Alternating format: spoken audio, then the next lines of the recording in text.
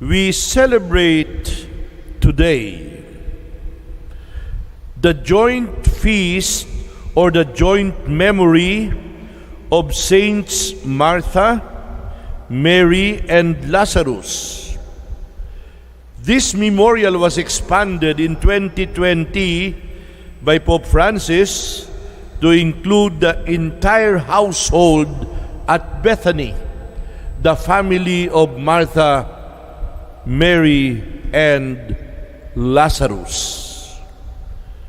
My dear brothers and friends, my dear sisters and people of God,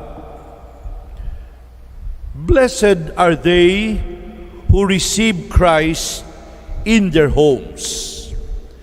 This is the theme of the homily that I'd like to share with you today.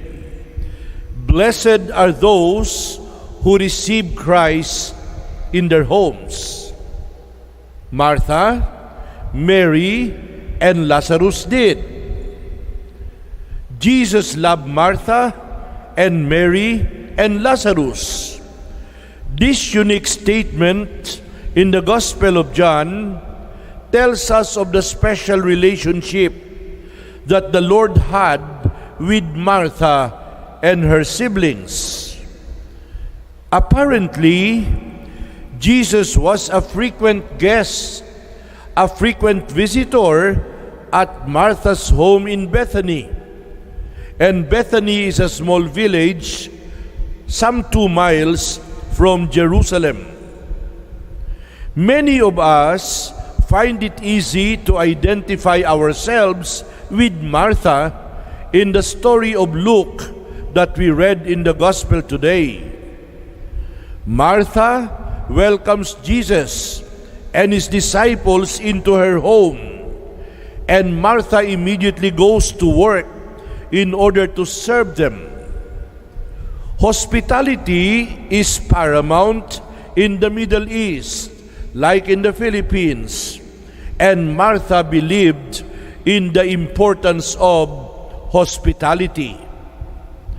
Imagine the frustration of Martha when her sister Mary ignores the rule of hospitality, and Martha's work in order to sit and listen to Jesus.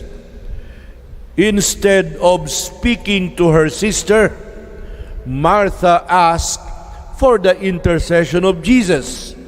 Martha asked the Lord to please tell her sister to help her in the kitchen. But the response of Jesus is actually not unkind. The response of Jesus gives us an idea of the Lord's affection for Martha.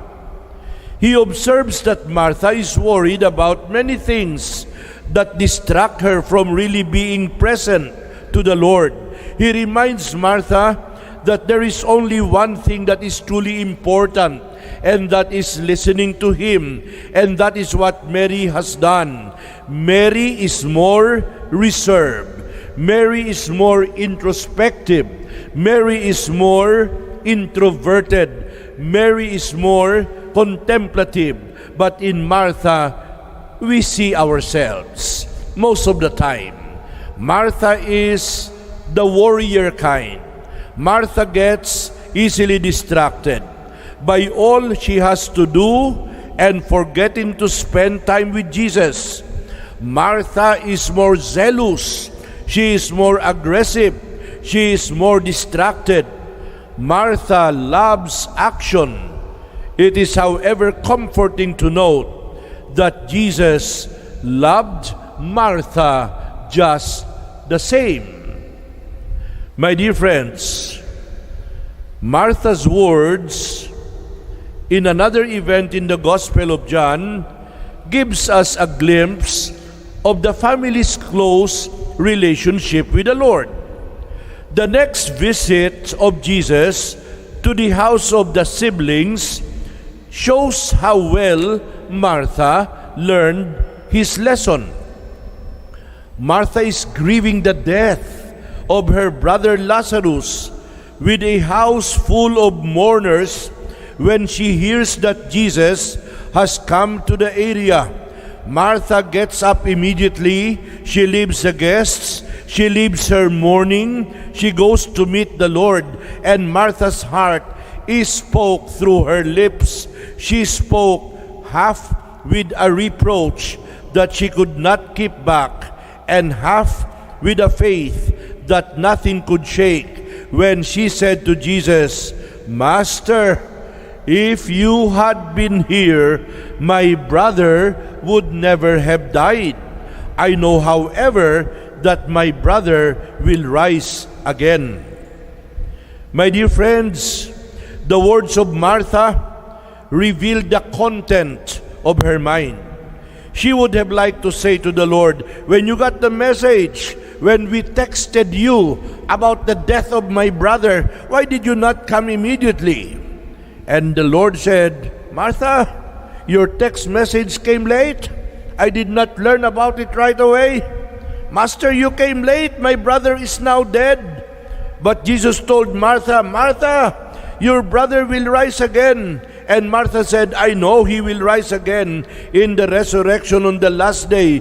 And when Martha declared her belief in the Orthodox Jewish teaching regarding the life to come, Jesus suddenly said something that brought to that belief a new vividness and a new meaning. When the Lord introduced himself and said, "I am the resurrection and the life.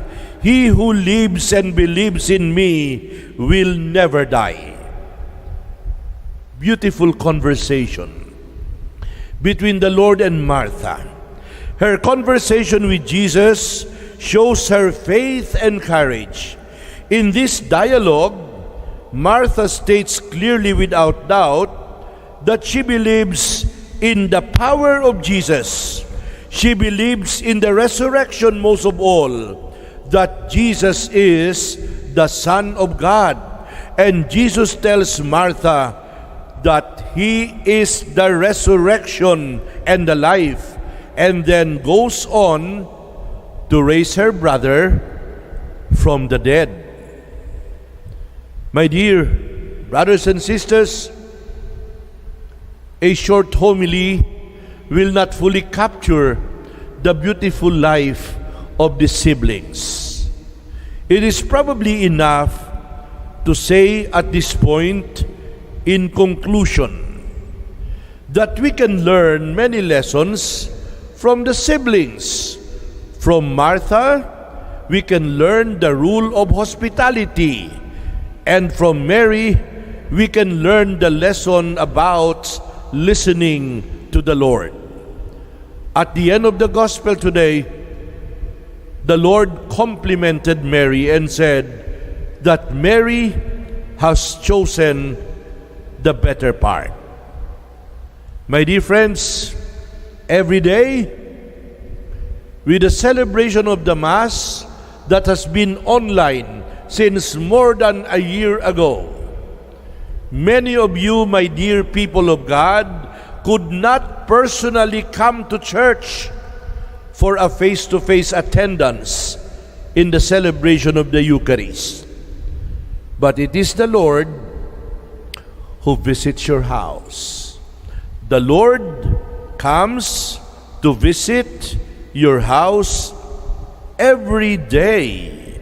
And blessed are you, because you and your family receive Christ in your homes every day. And finally, I'd like to say something to the warriors among us, because there are some people who worry a lot. We cannot blame them for one reason or another. Their worries are valid, especially because of the pandemic, especially because of the weather, especially because of an uncertain future. We tend to worry a lot, and some people worry more than the others. Many years ago, In my doctor's clinic in Cebu, when I was still there, I was in Cebu for 32 years at the University of San Carlos before I came to Manila to Christ the King. I saw a poster on the wall of my doctor's clinic. And the poster has a very instructive text that I have memorized over the years. The title of the text is, Why Worry? Why worry? It says, let me recall from memory. Why worry? There are only two things to worry about. Either you are well or you are sick. If you are well, there is nothing to worry about. But if you are sick, there are two things to worry about. Either you will get well or you will not get well. If you get well, there is nothing to worry about. But if you do not get well, there are two things to worry about. Either you will live or you will die. If you live, there's nothing to worry about. But if you die, there are two things to worry about. Either you will go to heaven or you will go to hell. If you go to heaven, nothing to worry about. But if you go to hell, well, you have no more time to worry, because you will be excited to see many of your friends in the same company. So don't worry. God is in control. God knows our future. Let us learn to be more listening disciples of the Lord. Like Mary in the Gospel, whom the Lord complimented as having chosen the better part. But these two sisters, Martha and Mary, they give us a picture of two important activities in our life. Martha represents work. Mary represents prayer. Martha represents action. Mary represents contemplation. Which is more important? Work or prayer? Which is more important? Action or contemplation? My dear friends, there is no competition.